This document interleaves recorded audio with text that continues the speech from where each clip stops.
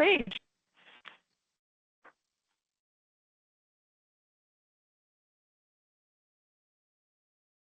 So this just gives, I'm not going to, we've only got an hour today, so I'm going to kind of go through some of these kind of fast. We didn't want to take, you guys are all so busy, we didn't want to take up a big part of your day. So this just tells you what TFFR is. It is a defined benefit plan, and it's for the public school educators. And when you want to know what TFFR is, it's the Teacher Fund for Retirement. And you are required by law to identify employees who are eligible and report them to us once a month on a timely basis. So we want to get into what are the business manager responsibilities. So for some of you that are new, what am I supposed to do for TFFR? And I get asked that question a lot. There's a lot of turnover right now, and a lot of actually, I'm going to turn off my screen, guys. I keep looking at myself.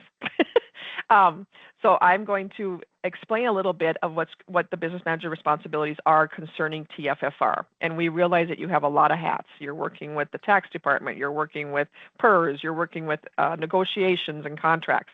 So this is just everything that we need to have for TFFR once a month. The first thing that you need to do is identify the employees that are eligible for TFFR. And there are two criteria for that. They need to be licensed by ESPB, and they also need to have something in writing saying that they are working for you. So it can be the traditional contract, it can be a written agreement, it could even be a payment voucher if you have somebody who's coming in and doing TFFR eligible salary, and they just punch in every day and it shows how many hours they're working and how many, the person that's working.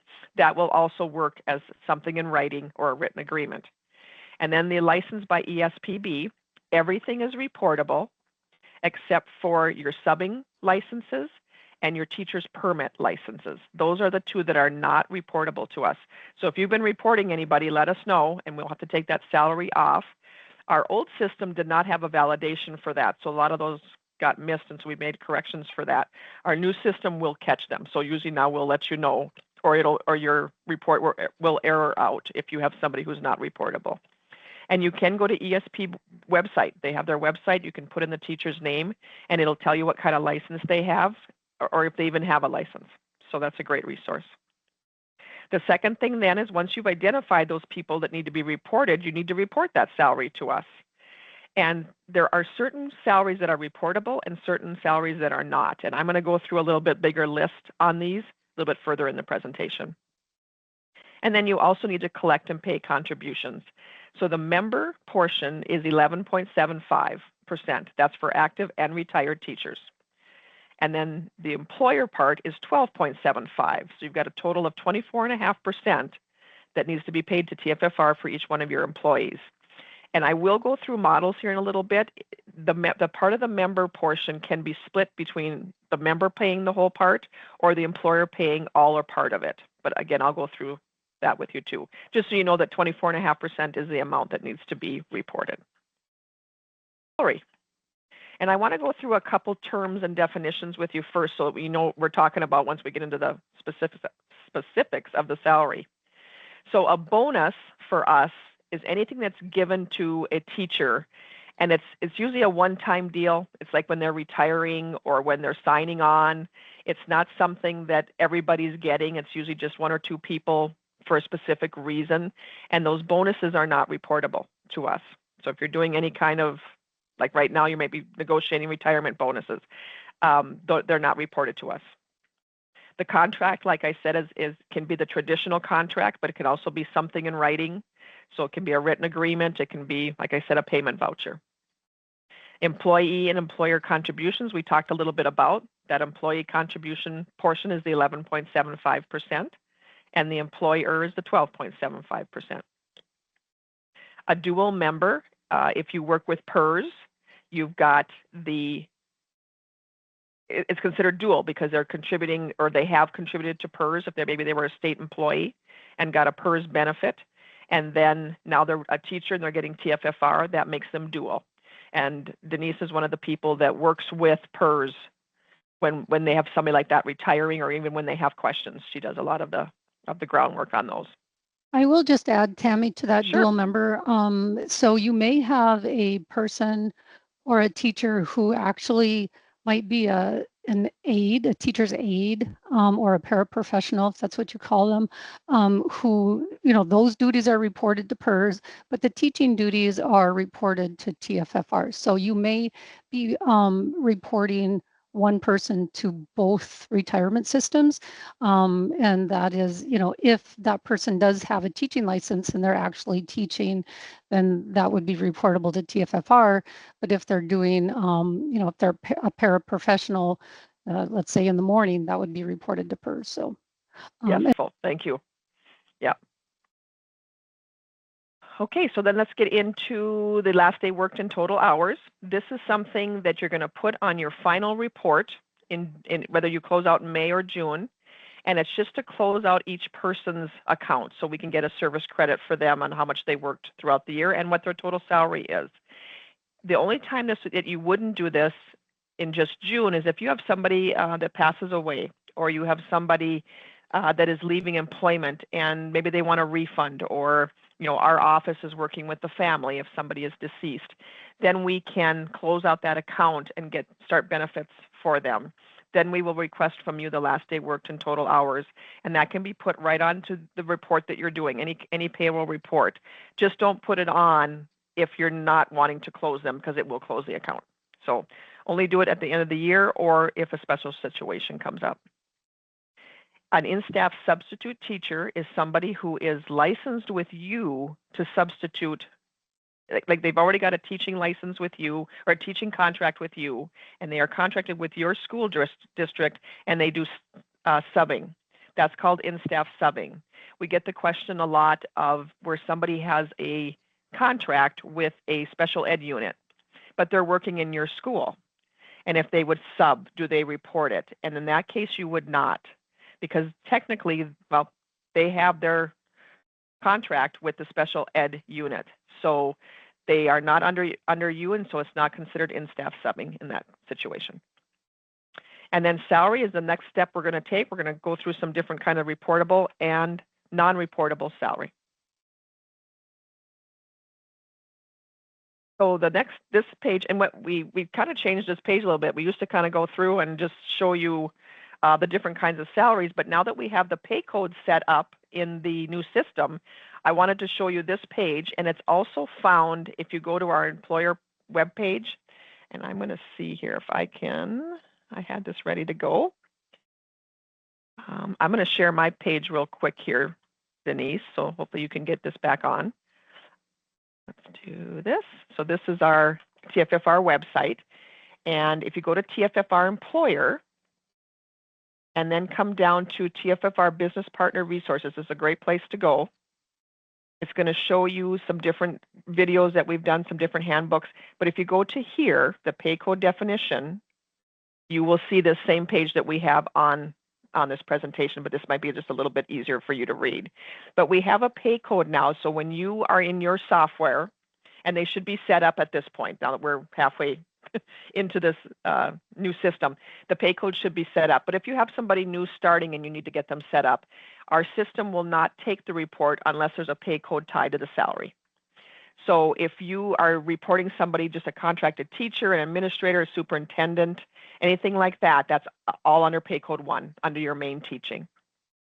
The pay code 2 is going to be the extracurricular. That's coaching, music, drama, advisory pay, anything like that that is separate. We have a separate contract sometimes for these duties. And then again, I want to reiterate, these are all reportable salaries. That's what we're looking at right now. And then pay code 3 is for your technology, and that's only technology coordinators. So if you have somebody that's just, sitting at a help desk, or they're, just helping plug in computers, sometimes a teacher will help with all that. That's not reportable. Just the technology coordinator title person is reportable. All your summer school and driver's education people are reportable. So this is your summer school teachers, anything that they're doing.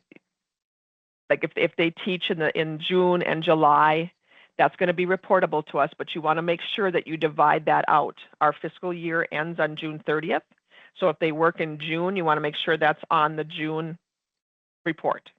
If they're going to work an extra couple days in July, or maybe they go to a professional development, something like that, you want to make sure that that gets reported in July. We want it reported when it's earned. But all of those different things going on in the summer are reportable.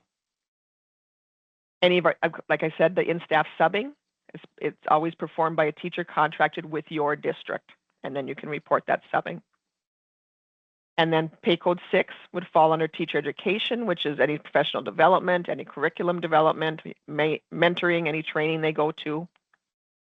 Pay code 7 is the adult education or any dual credit that they're doing.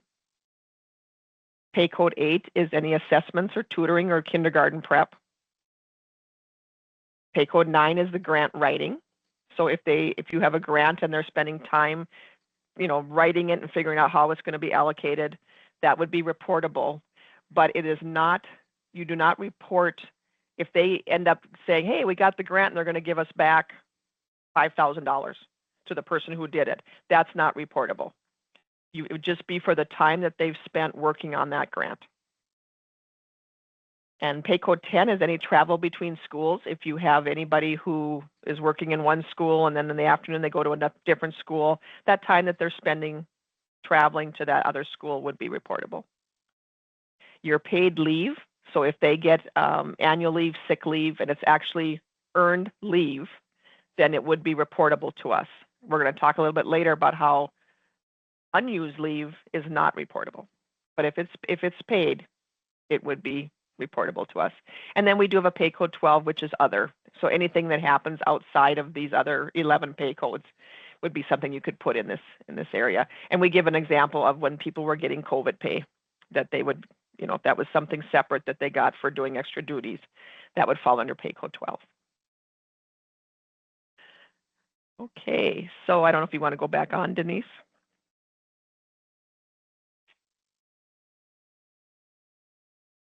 Yep, can you see my screen?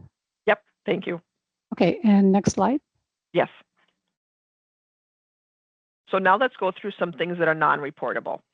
So if your members are getting this for pay, you want to double check because you don't want to report something that shouldn't be reportable, because then we have to do a correction to get it back to what it should be. So if any of your members got an amount received in lieu of a previously employer provided benefits. So if you have somebody that was maybe getting health insurance and decided that they don't need a family plan anymore, so they'd like to have their salary increased, that would not be reportable to us because it was a benefit that they were getting, and they converted it to salary, which you can do whatever you want to do. It's just that would not be reportable to us. And if that does happen, if you're questioning, well, I don't know if this is what it should be, let us know. Put in a contact ticket. Again, Denise is one that will probably visit with you and determine if that should be reported or not. And again, any of your bonuses, retention or signing bonuses, you do not want to report those to us. Bus driving is not reportable to us, and anything that concerns bus driving, if they're doing any kind of, like if the professional development is pertaining to bus driving safety, you do not want to report that. So anything associated with bus driving. Any of your early retirement incentive or severance pay, kind of like the bonuses, but if you're giving them any kind of extra pay to retire or giving them an incentive to retire, that would not be reportable. It's like a bonus. Any fringe benefits, if they go on a trip and you're reimbursing them for meals or lodging, that type of thing, that's not reportable.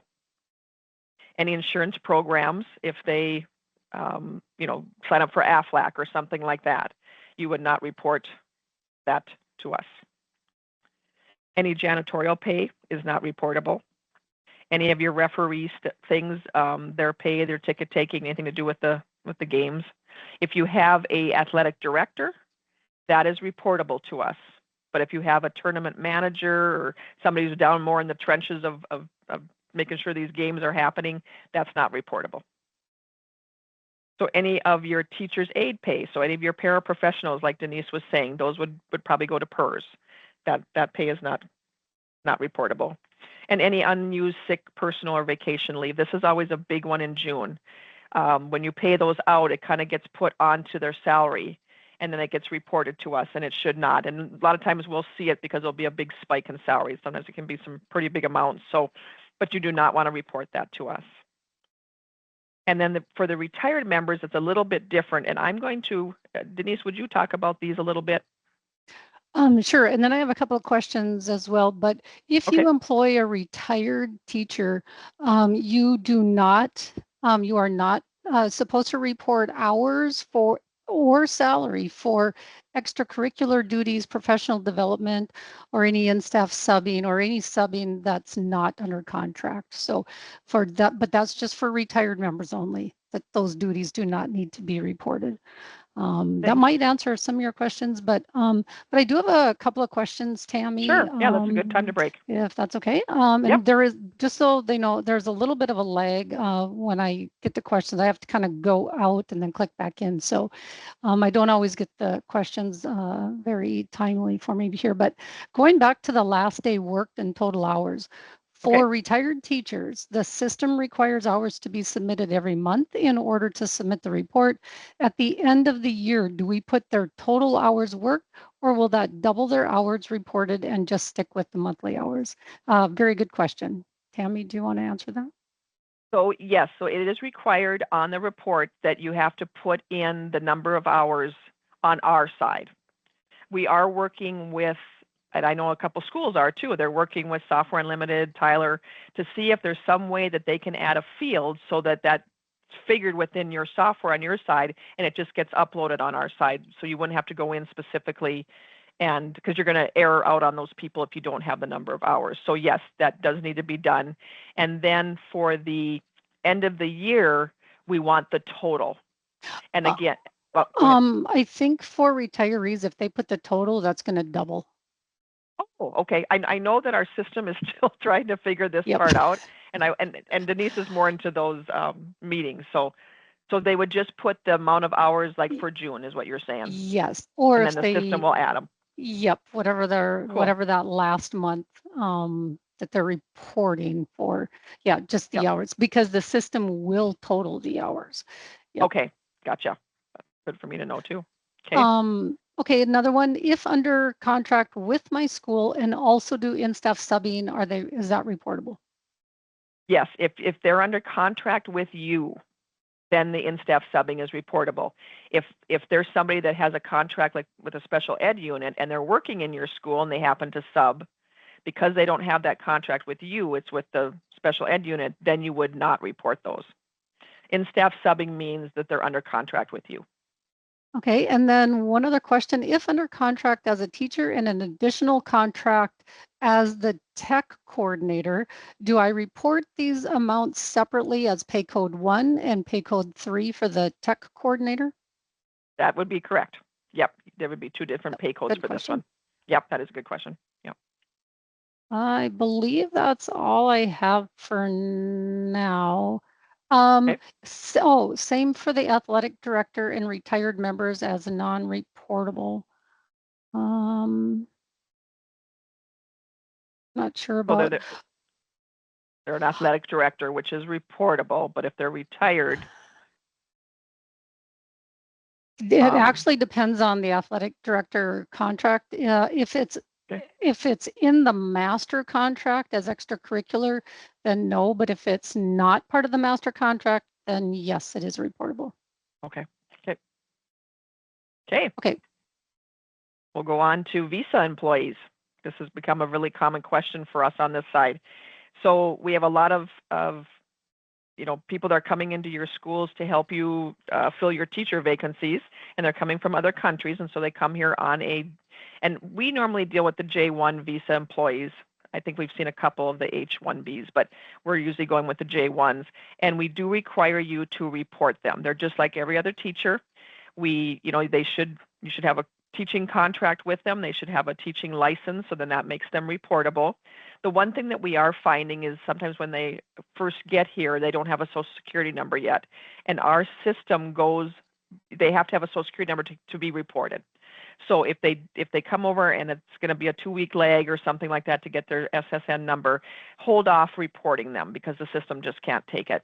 And then when you report them, you can double up, get the salary that was missed and just add it to the new month's salary, and then we can catch them up that way. But otherwise, you report them just like you normally do. So let's go through the models, unless there's any other questions. I'm not sure if anything came up. We can take a. We do have Okay. a question about a stipend for a teacher. If the teacher completes a long year or a year-long training, well, they'll get a $500 stipend, for example. Is that stipend a bonus? That stipend would be reportable because that's any kind of training is reportable to us. Mm-hmm. If they're doing any kind of professional development, so you would want to make sure you include that for your reporting. And I don't know this part of it because I don't work with what you guys do, but I would say Social Security and Medicare would be just like what you're doing for any other salary. Yep, and that was one of the Okay. comments was they do pay Social Security and Medicare on that salary. So yes, Okay. I agree, Tammy. Yep. Sounds good. Okay. So I'm going to go on to the models, which is always just a fun topic. I'm going to try to go through these as quickly as I can, just because we've got a lot to talk about today. But if you have more questions on these, just put in a contact ticket and I can get on the phone with you and explain a little bit better. What the models do when you do pick this, it's usually in your negotiations. And so you pick this at the beginning of each year on how much you're going to pay of the employee's portion, so the member's portion. If you are a Model 1, that means that they are paying their whole 11.75%, and you're just paying the 12.75%. This is probably the easiest one because your contract salary is $60,000, and so is your retirement salary. Now, just one thing to remember, the retirement salary, and as we get into the other different models, you'll see where that will change. The retirement salary is just for TFFR purposes. It's how we figure their benefits when they retire. It's the salary that we use. So in this case, because they're picking up their own portion, they're both $60,000. And then when it's figured, you just take the $60,000 times 11.75. And so in this case, the member's going to have $7,050 taken off of their check, off their salary. And then you as the employer will pay the 12.75 of the $7,650. That's the easy one. We like that one. So if you go to Model 2 Full, and you can either pick all of it up or you can pick up a portion. So in this case, this is showing that you're picking all of it up for them, which is a great benefit. So let's say they're again at the $60,000. And in this case, the retirement salary is going to bump up because you are actually paying a portion of this for them. So what we do on our side, and the different softwares figure it differently, so you don't want to put this in as your formula. Like Software Unlimited has a different way of figuring out the formula, but it gets to the same total. So we take the amount of the salary and we divide it by 0.8825. Where we get that is that we take 1 minus the 11.75% because you're picking all of that portion up, and we get 0.8825. So we divide 60,000 by the 0.8825, and we get the retirement salary. Then you take that retirement salary times 11.75% to get that 7,988.67, which is going to be the portion that, again, because in this case, you're picking up the whole 24.5%. So the 12.75 is 8,668.56. So those two added together are the amount that you're picking up for this person. So they don't have anything deducted from their check. You're covering it all. Now, if we go to the next page, we'll see what a partial looks like. And in this case, the school is picking up 8% of the 11.75%. So you take the 60,000, and again, take your 1 minus 8%, because that's what you're picking up for them, and you get a multiplier of 0.92, which is, you'll see it there, the 60,000 divided by 0.92 gives us the 65,217.39. So that's going to be the amount that we're going to take times the different percentages to figure out what everybody's paying. So that first one, that times 8%, where they said the 5,217.39, that's the part that the school is going to pick up for the teacher. But then you still have the 3.75% that's left out of the 11.75. So that 2,445.65 is going to come out of there as a salary reduction for the employee.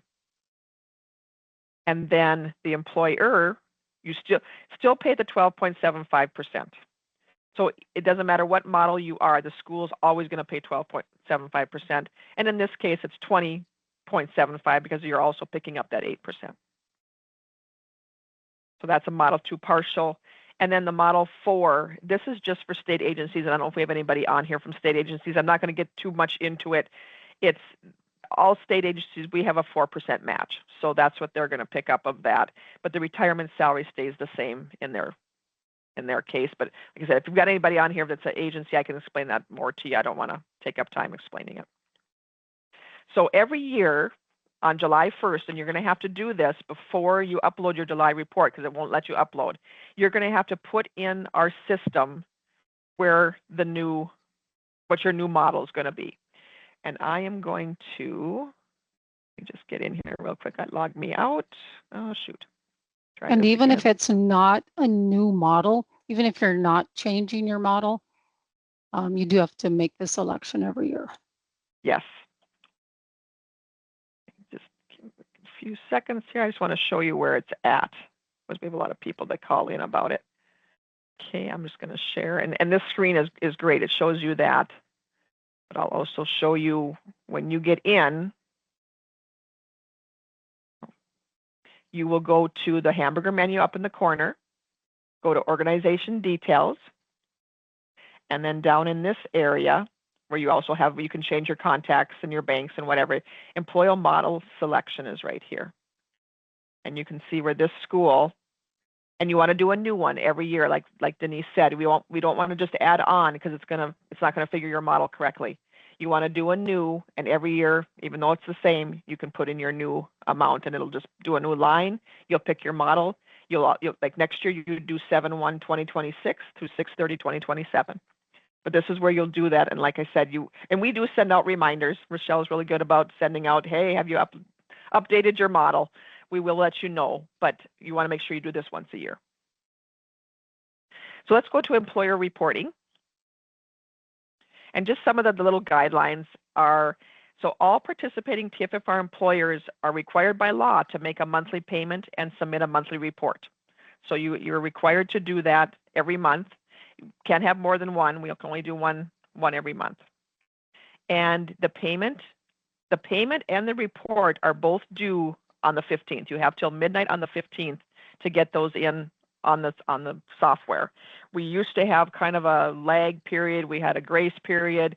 With the new system, we have to pick a day, and that's the day that it's due, and it's always been due the 15th anyway. So if you're trying to do it on the 16th, you will get a late fee. And you're also responsible to ensure that the information is correct, because if not, we end up having to go back and do corrections.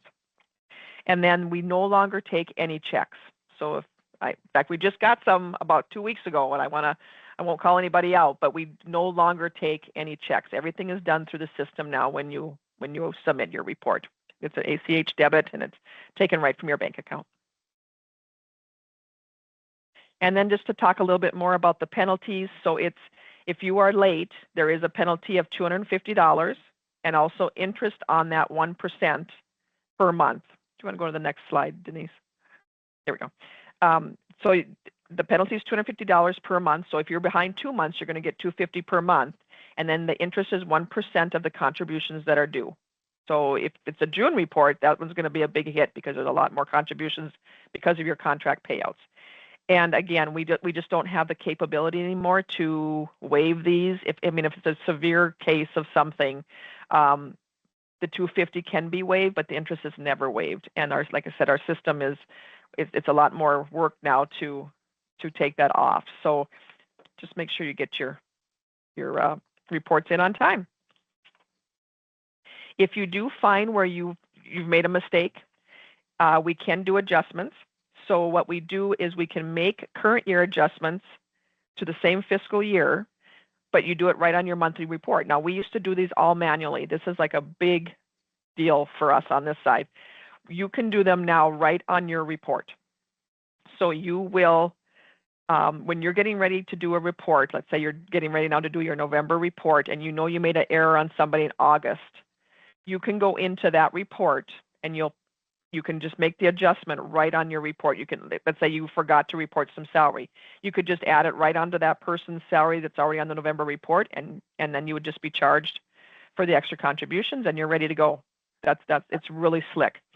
If it's a prior year adjustment, you will go into a different, you'll have your same monthly report, because we can't do them ad hoc, and I've got that on my wish list. I'm hoping that at some point we can do that so you're not having to wait for your monthly report. So we can add it as an adjustment instead of a regular payroll, and you'll pick the fiscal year that you want to correct. And we do have some directions there of where you go in that monthly contribution report to add an adjustment. And again, if you have questions, just put in a contact ticket and I can walk you through that the first time. But it's very nice to be able to do it this way. So anyway, pay special attention to the salary that you have reported to them every year. And I'm going to go through, I'll show you that employer summary report a little bit further on here. But you can generate reports right on your portal now, and then you can look at them and make sure that what you reported with us is what is correct. And if not, then we do want to make some corrections. And again, any questions, submit a contact ticket and we'll get back to you on it. So now just to kind of jump to fiscal year end reporting, this is a big time of year for us. So you've made it all the way through the year. We get to, some people close out in May, most close out in June. And you want to make sure that everybody is closed out. You want to have a last day taught and hours worked on there for everybody. And because this is the final report of the year, your June report is due no later than July 15th. We've got, on our end, we've got fiscal waiting for us. We've got auditors waiting for us, actuaries waiting for us. So we are very strict on this July 15th one. Again, you're going to get a late fee also, but get it in before July 15th or on July 15th. You're going to report salary when it's earned and not paid. So make sure that if they worked in June, it gets reported in June. If they're coming back and working a few things in July, that gets on to the next fiscal year. That'll be on your July report. And again, do not report any unused sick, personal, or vacation leave. So the fiscal year end hours, which is what I was talking about, which we want to make sure that everybody's closed. Your full-time teachers will have a max number of 700 hours. You go to the next screen, Denise.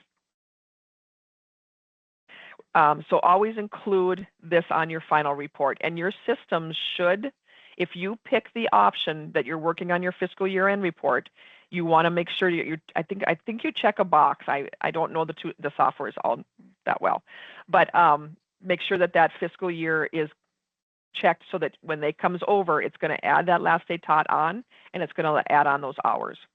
But again, for your full-time teachers, the max number of hours is 700. So you can actually have a part-time teacher. If you figure out the number of days times the number of hours, and it comes to 704 hours, they're going to get a full service credit. So you'll still also max them out at 700.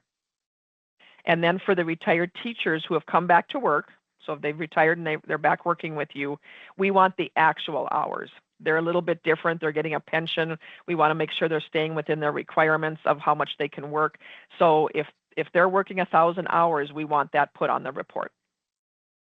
And then don't forget to expense any contract hours. We ran into this with a fair amount of schools this year where you don't just upload your June report. If you're doing your contract payouts, so they're going to get a June, July, and August report, because that salary was earned in the fiscal year we're closing, that should roll up all 3 of those salaries and report it on your June report.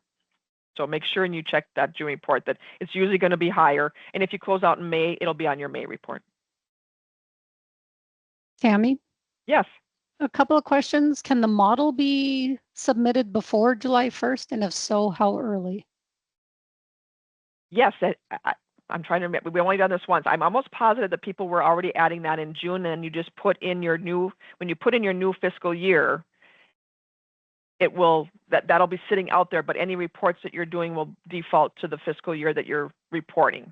So yes, I think I would try to keep it maybe June. I think then, not to have any confusion or anything, but I'm pretty sure that worked last year. If I remember, I worked with somebody on it. And yes. Yep, I believe so too. And then one other question, I think you did cover this. Were there instructions on the website for how to do adjustments Yes, we have. Let me go back here. We have, and I'm going to share my screen here. So on the website, I'm back to the page under TFFR employers, and I'm going to go back to that. Oh, let me go back one more so I can show you how I got there. So we go to TFFR employers, we go back to this TFFR business partner resources. And then if you come down here, Deneen made a great visual aid for us on this. This is going to show you, this is how you find the errors if you're getting into your report. Now, I'm going to go through that a little bit later, but if you come down to this area, this is going to show you the different screens. So you go into your payroll report, you add a payroll detail and the different fields that you need to fill out for making an adjustment and where you put in that year of what year you're doing the correction for. So this is a great resource. And that's again on our website under file errors and adjustments. Okay, thanks, Tammy. Okay, you bet. So I'm going to go on to the next page, and I think that's the one that just shows where this is on our portal, the employer portal, and where the last day taught and the hours worked are. So you can check that real quick and make sure that those are all filled in when you upload your report, and you can look at each person's payroll detail. Those two fields should be on there. And then I'm just going to go through some reminders real quick. We've talked about most of these. The reports are due the 15th.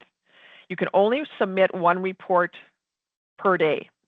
We've had some people that maybe got behind on reporting, and so they had a couple to do, and they tried to do them both in the same day, and the system will only, one has to be processed, and they process overnight. So that one has to be finished before you can submit the next one.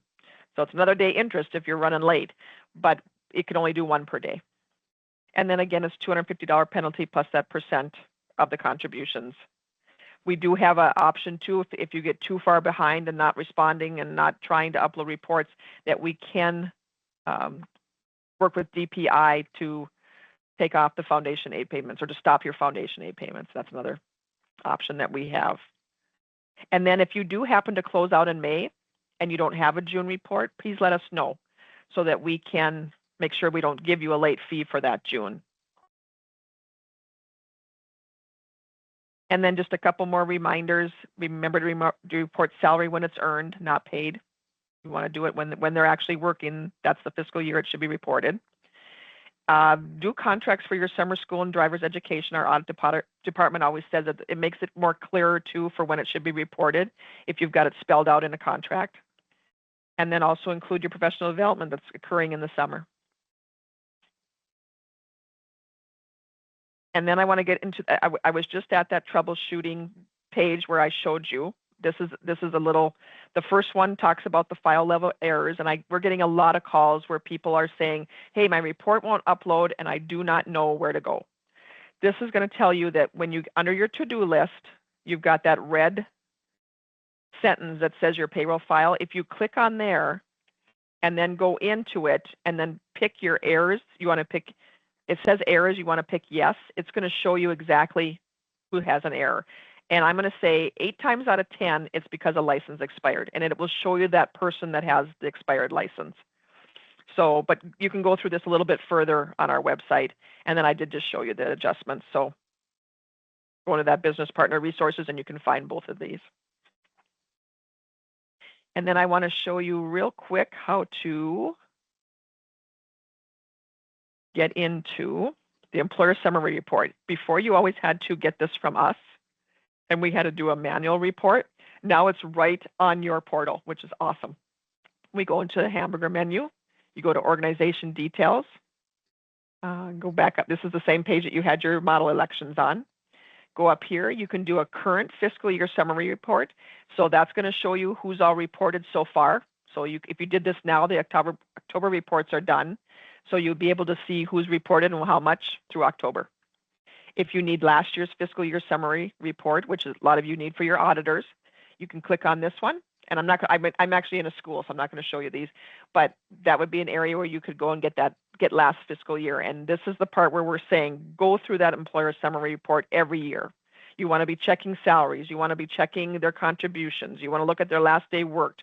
We had a lot of errors this year on hours, that people didn't get a full service credit that should have, or people that had a full service credit only had $2,000 in salary. So when you click on here, that report's going to show you all of this. And if you have a discrepancy, let us know. Send in a contact ticket so we can work with you on a correction for that. And then the next page has, let me get out of there for you. You can start sharing again, Denise. We'll show you the directions that I just showed you. So you've got something in there. And then I'm going to default to Denise for a little bit. She's going to talk about retired teachers since they're so unique. Okay, thank you, Tammy. So the next few slides cover what you need to know about them. Before you employ a retired, had the required 1 month break in service. So in other words, if a teacher has a retirement date of June 1st, they have to be retired for the 30 days or the 1 month before they can go back to work, or before they can even sign a contract. And so also, yes, they cannot have any written pre-existing agreements indicating reemployment after retirement. So just make sure that, they meet that requirement. That's why it's so important for teachers to submit their retirement paperwork to us at least 90 days ahead of time. So they do get in payment status with us. So if there is a chance that they would go back to work, then they would have that 1 month break. So the second slide here on the return to teach slides, so there are 3 different categories retirees will fall into. The first and the most common is called the general rule, annual hour limit. You can see that from the slide that depending on the length of the contract, they are limited in the number of hours they can work, excluding the non-contracted subbing, extracurricular duties, and professional development. So keep in mind that 700 hours is roughly about half time for a full-time teacher. Under the general rule, the retiree continues to receive their TFFR benefit, and both employee and employer contributions are paid on that salary. Again, excluding the subbing and the extracurricular and the professional development. The first exception to the general rule is called Exception A, critical shortage area. A 1-year waiting period is required, and ESPB is the agency that determines what subject areas are critical. And for the 25-26 school year, all subject areas continue to be critical except for administration. With the critical shortage area, retirees can work more than the limited number of hours. The retiree continues to receive the TFFR retirement benefit, and contributions are required to be paid on the salary, again with those exceptions. Now, the second exception to the general rule is called Exception B, benefit suspension and recalculation.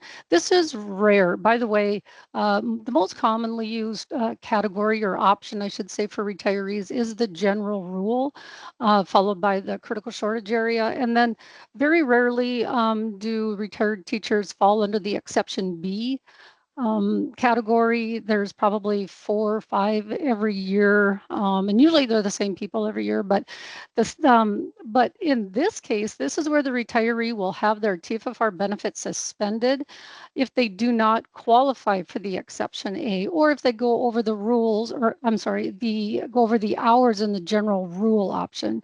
You will need to notify TFFR as soon as possible to get more detailed information about this this return to teach option.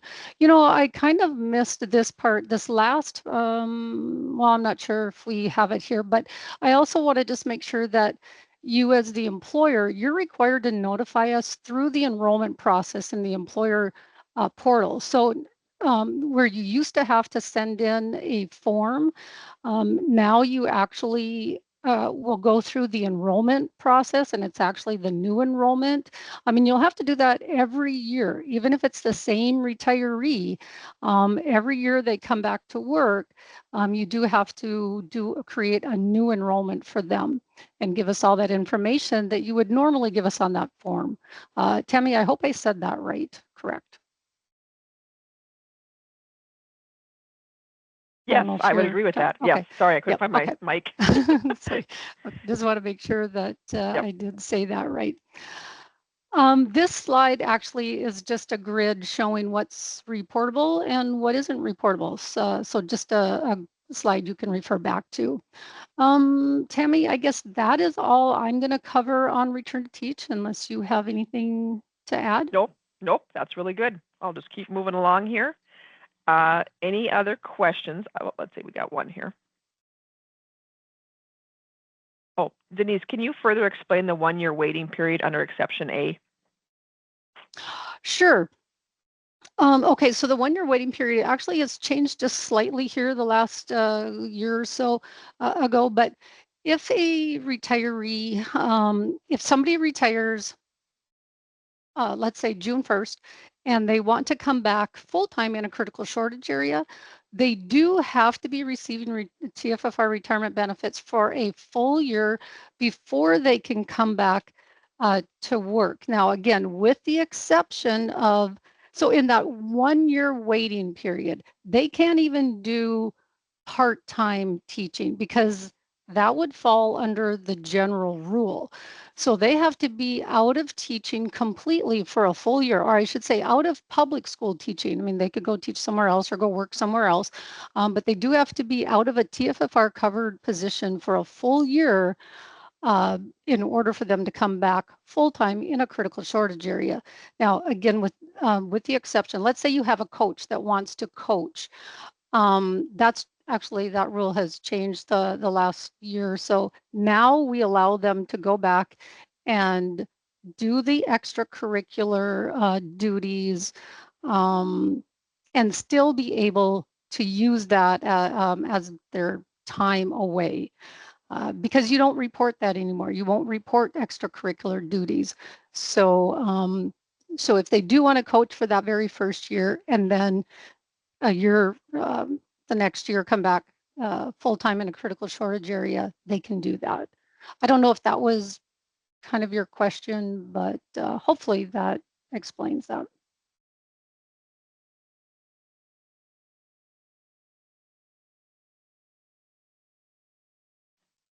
Since we have just a few minutes, I'm going to share my screen again, and I just want to show you a couple things, and we do have slides on this too, but for those of you that are new and you need to do your reporting and you go to our website, this is where you're going to log in each month to do your reporting. This is going to take you to our employer portal, this button right there. And then I want to swing, we've also got some other resources out here too. You can go and see our letter, we've got different, our briefly is out here. Any upcoming events are going to be on our website also. Employer reporting is out here, our employer guide, I should say, which we are updating right now because of the new system. Some of the information that we went through with the retiree. We don't have any forms anymore. Business partner resources, some presentations. This presentation will be on our website. That's a place where you can look also. And then I also wanted to show you, I'm going to go back over to your employer portal, and we're asking people to send in contact tickets when they have a question. So this is where you would do that right on your dashboard on your portal. We keep them in order. It just seems to be able to get us through them a little bit faster than doing emails and whatever. And so if you get hung up on your email and you're wondering why we're not getting back to you, it's because we are taking care of contact tickets first. And so that's where you would do this. Okay, do we have one more question? I don't see any other questions. Oh, if a licensed teacher is also under a separate coaching contract, is the coaching reportable? Yes, because coaching is reportable. That's I mean, for if active. I was going to say, if we're not talking about retired. Yeah. If they're retiring, the extracurricular is not. Yeah. Yep.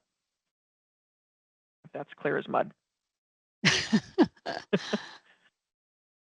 Yes, okay, but if they're active, or if they're not retired, then it's reportable. If they are retired, then no, it's not reportable.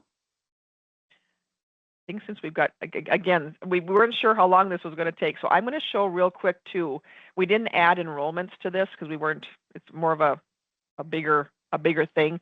I just want to show you where to do that. So an enrollment took the place of our member action form, and it also took the place of our retired return to teach form. You put them now both through create an enrollment, which is on your dashboard also. And it's a wizard, so it's much easier than the paper we used to have. So you just go into create an enrollment, and for a new person that's starting, or a person who has been off, let's say somebody was with your school and left for a couple of years and came back, they're going to be a new enrollment again. And then you also use the new enrollment for any of your return to teach people. And for the return to teach members, you need to do this every year, because again, we're monitoring them a little bit more because they're collecting their benefit. So you would do everybody under new enrollment, and then it just takes you right through the wizard. So that's how you would do your enrollments now, instead of sending in the form for the member action form or the return to teach form. Just thought I'd add that real quick since we have a little time, but I am finished with what I have. If you do have any questions, please make sure that you send in a contact ticket, and we'll get back to you. And then plan for December 3rd. If you have any other questions that come up and you want just an open forum to ask them, we will get that out to you in an invite, and please join us. And thank you again for being here today.